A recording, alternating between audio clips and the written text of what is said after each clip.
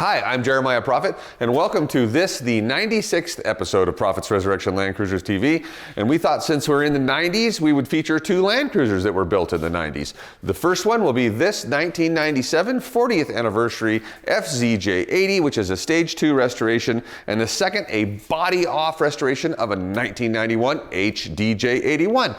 Stay tuned.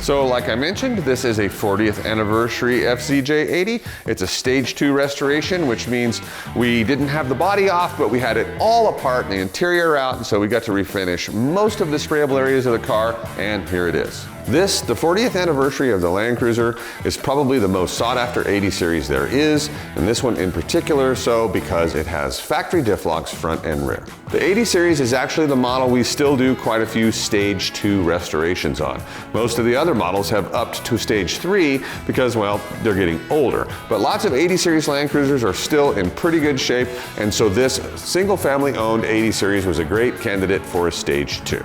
We kept this Land Cruiser almost entirely stock, with the only aftermarket addition being a pair of SLE step sliders. The 80 series factory running boards are never in good shape anymore, and the SLE sliders complement the rig perfectly. So inside this 80 series Land Cruiser, kind of our standard 80 series interior upgrade package. Number one, we sent the steering wheel off to Craft Customs and had it redone, and it's just beautiful. Those guys are awesome there. And then other than that, it's got new carpet and Dynamat, and it's got this new wood trim kit that we installed, and of course, a Catskins leather throughout.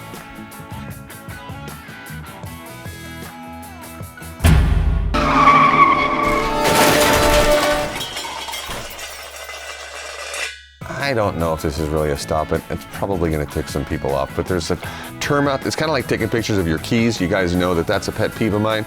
Here's another pet peeve. When people call these triple locked.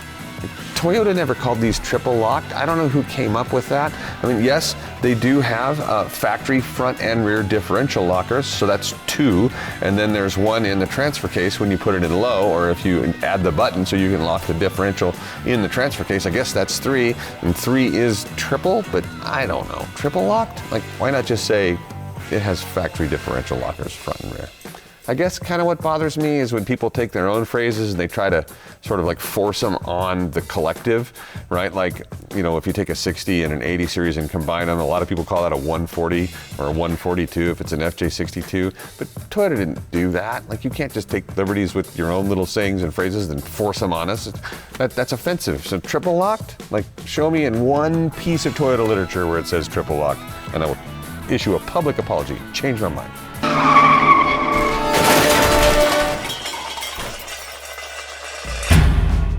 So a lot of people would say that an 80 series Land Cruiser is the last real Land Cruiser that Toyota ever sold in the United States.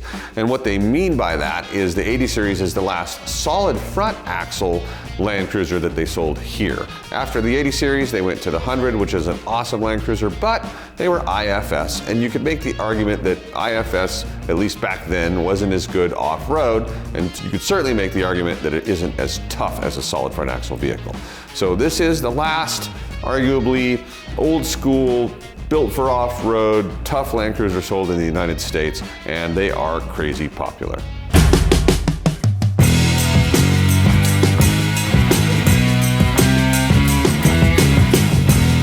Hey, I'm Chris, and this is my 1998 FZJ105 from Australia, which is why I've got the South Australia plate. I lived down under for about a year, and this was my daily driver over there. Loved it so much, it made its way back to here, and it is still my daily driver. It's my only vehicle. Hey, this is Bob, and this is my 1985 SR5 pickup. I initially finished this build in 2022. Since then, I've been sourcing hard-to-find parts and adding them as they come along or when I can afford them. I've driven this truck to California and back twice. First trip was the Toyota Fest in Long Beach 2 years ago, and Aaron and I took it to the NorCal Toyota Fest in Woodland, California in August. I basically pieced this truck together from parts. It was just a cab and frame when I started. I kept it mostly original besides the 2-inch Old Man Emu lift and rigid headlights. It has a rebuilt 22RE and SR5 decal kit from James Dean Creations. I repainted the exterior in 033 Lemco single stage, and I had all of the zinc parts replated. The bed was sprayed in polyurea bed liner, and it's riding on BFG 33 1050 KO tubes. I drive this truck back and forth to work occasionally and to car shows when I get the chance. This is my 1970 FJ40 frame at the moment. We're right now doing a little restoration. Picked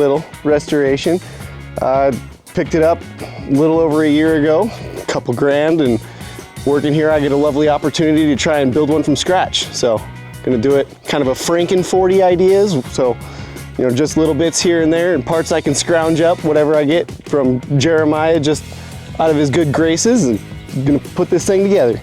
Hey, my name's Lonnie Stroud. Showing you my 2016 Toyota Tacoma. I've had it for 3 years. I sat there and used the truck for about everything. We have a cabin up on Grand Mesa, and we take it up to the cabin. I use it fishing, I use it hunting. I kind of beat it up. I don't baby it. I did when I first bought it, but then we bought the cabin, so now I use it for all that. It's super tough.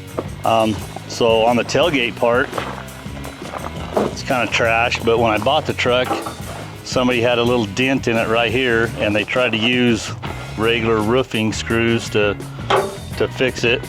And I was gonna fix it, so I scored a new tailgate, but then I was helping a person out hauling a dresser for this young lady, and when she closed the tailgate, she didn't close it hard enough, and it fell down when I was backing the trailer up, and the lift on the trailer dented that. So then it wouldn't shut, so then I pounded it with a hammer because I was upset, but we got it back in. But Bob's got me a brand new tailgate going, and it looks great, and I just haven't had time to put it on yet. Yeah, so here's the new tailgate we're gonna put on it. I've got the letters ordered. They should be here probably today or tomorrow, and then we'll assemble it and put it on. It's gonna look great. Even though this 1991 80 Series Land Cruiser looks pretty similar to the 97 we featured earlier, it's actually very different in a lot of ways. First of all, it is an HDJ81, which means it has a 6-cylinder diesel engine, in this case the 1HDT, the original one, and a 5-speed manual transmission. We took this very rare and unique left-hand drive version of this, and we did a complete body-off restoration on it with a ridiculously custom interior and audio system. Being a body-off restoration, of course, it was possible to change the color, and we did so with this 80 Series to, and I'm gonna butcher this, 7A1 Porsche Grauschwarz Gray. Actually closer to black, and it is a spectacular color for this particular rig. Of course, the undercarriage of this Land Cruiser looks almost as good as the top, with Line-X to the underside of the body, powder-coated the frame and lots of suspension components, and of course, all of the fasteners were replated. Starting at the bottom, we have custom molded carpet with lots of sound deadener underneath it. The seats and door panels are finished with leather with a woven leather insert. We teamed up with Music Car in Portland, Oregon to install a one-of-a-kind awesome audio system. Under the hood of this HDJ81 is the heart of the vehicle, a 1HDT. This is the earlier all-mechanical 1HDT, and it is probably one of the best Toyota diesel engines ever built. This 6-cylinder diesel engine is mated to a 5-speed manual transmission, and this drivetrain combination is what powers lots of 80 Series Land Cruisers all around the world. Which brings me to this point. Anytime I put a Land Cruiser with a Cummins diesel on it on social media, there's always somebody that wants to know, why didn't we use a factory Toyota diesel like the 1HDT in the black Land Cruiser? And here's why. we could do, well, we've done 55 of the Cummins diesel swap in Land Cruisers. Could I do a swap with a 1HDT? Yeah, we have done swaps with 1HDTs. Could I do 2? Sure. Could I do 10?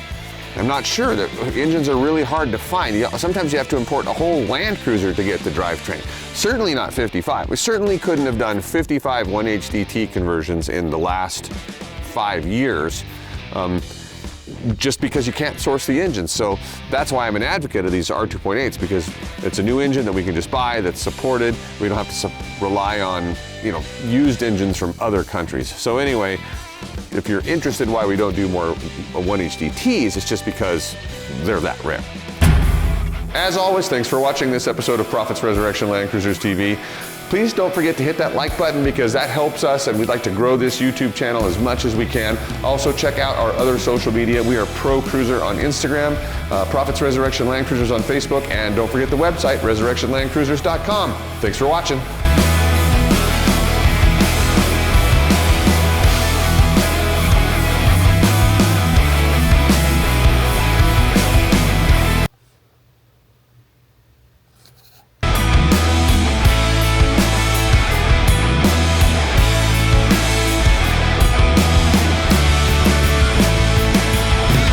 Action. Hi, I'm Jeremiah Proffitt, and thanks to and welcome. Well, Yeah.